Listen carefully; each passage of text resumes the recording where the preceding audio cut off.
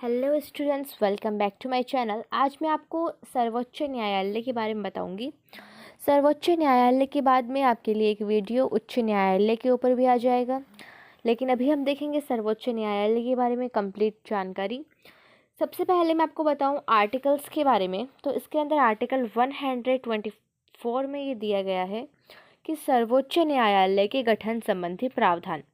तो इस अनुच्छेद के तहत जो भारतीय संविधान है उसमें कहा गया है कि भारत का एक सर्वोच्च न्यायालय होगा, जिसमें एक तो मुख्य न्यायाधीश जिसे हम सीजेआई बोलते हैं और 7 से अधिक अन्य न्यायाधीश नहीं हो सकते। यानी जब हमारा मूल संविधान बना था उस समय संविधान के तहत सर्वोच्च न्यायालय में एक तो मुख्य न्यायाधीश और 7 अन्य न्यायाधीश हो सकते थे, इससे अधिक नहीं हो सकते। पर संसद जो है उसने कानून द्वारा न्यायाधीशों को संख्या बढ़ाने का अधिकार दिया गया था।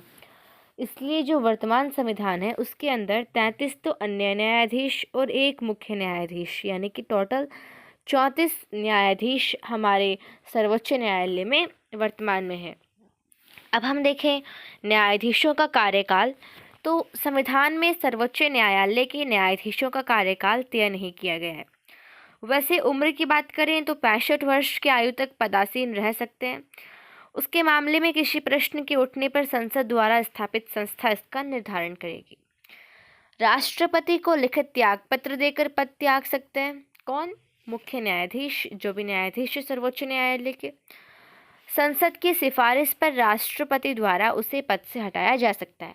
अब हम देखेंगे न्यायाधीशों की योग्यताएं।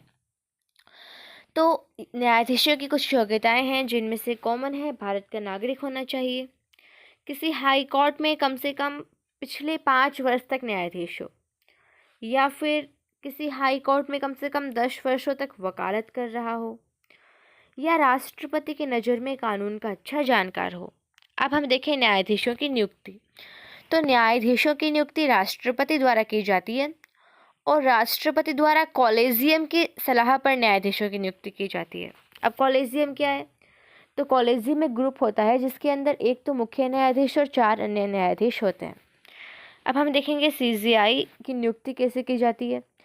तो मुख्य न्यायाधीश की नियुक्ति का उल्लेख संविधान में नहीं है। राष्ट्रपति द्वारा सुप्रीम कोर्ट के सबसे वरिष्ठ न्यायाधीश को मुख्य न्यायाधीश नियुक्त किया जाता है। 2 बार ऐसा नहीं हुआ है। आप मुझे कमेंट कीजिएगा अगर आपको पता है कि 2 बार ऐसे कौन से न्यायाधीश थे जिन्हें इस जो विधि है वरिष्ठ न्यायाधीश के तहत नहीं चुना गया था। ठीक है, अब हम देखेंगे न्यायाधीशों को हटाने की प्रक्रिया, कैसे हटाया जा सकता है न्यायाधीश को। तो कदाचार और अक्षमता के आरोप में इन्हें पद से हटाया जा सकता है। प्रस्ताव किसी भी सदन में लाया जा सकता है। प्रस्ताव लोकसभा में लाए जाने पर कम से कम 100 लोगों को और राज्यसभा में लाए जाने पर कम से कम 50 सदस्यों का समर्थन चाहिए। संबंधित सदन के अध्यक्ष द्वारा आरोपों की जांच करवाई जाती है। फिर संसद में चर्चा होती है। चर्चा होने के कम से कम 14 दिन पहले संबंधित न्यायाधीश को सूचित करना आवश्यक है। दोनों सदनों से यदि 2/3 बहुमत से पास हो गया तो फिर राष्ट्रपति उन पर हस्ताक्षर कर दे तो फिर न्यायाधीश को हटाया जा सकता है। अभी तक सर्वोच्च न्यायालय के किसी भी न्यायाधीश पर महाभियोग लगाकर हटाया नहीं गया है। अब हम देखेंगे अनुच्छेद 125 में क्या है। तो न्यायाधीशों का वेतन और भत्ते। तो सर्वोच्च न्यायालय के न्यायाधीशों को भारत की संचित निधि से वेतन दिया जाता है। जब तक वह पद पर रहते हैं उनके वेतन में किसी प्रकार की कटौती नहीं की जा सकती। मुख्य न्यायाधीश को 2.80 लाख पर मंथ और अन्य न्यायाधीश को 2.5 लाख पर मंथ दिए जाते हैं। ठीक है, अब देखेंगे आर्टिकल 126, कार्यकारी मुख्य न्यायाधीश की नियुक्ति। तो मुख्य न्यायाधीश का पद रिक्त होने पर राष्ट्रपति सर्वोच्च न्यायालय के किसी भी न्यायाधीश को कार्यवाहक मुख्य न्यायाधीश नियुक्त कर सकते हैं। अब देखेंगे आर्टिकल 127, तदर्थ न्यायाधीश की नियुक्ति।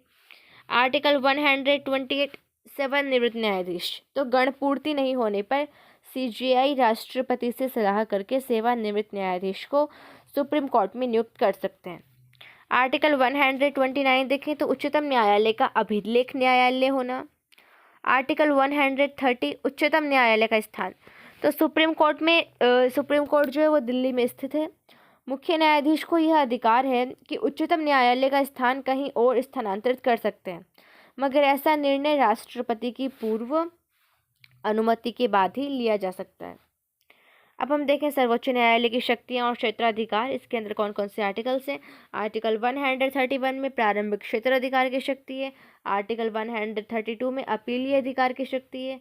आर्टिकल 137 में पुनर्विचार संबंधी क्षेत्राधिकार है।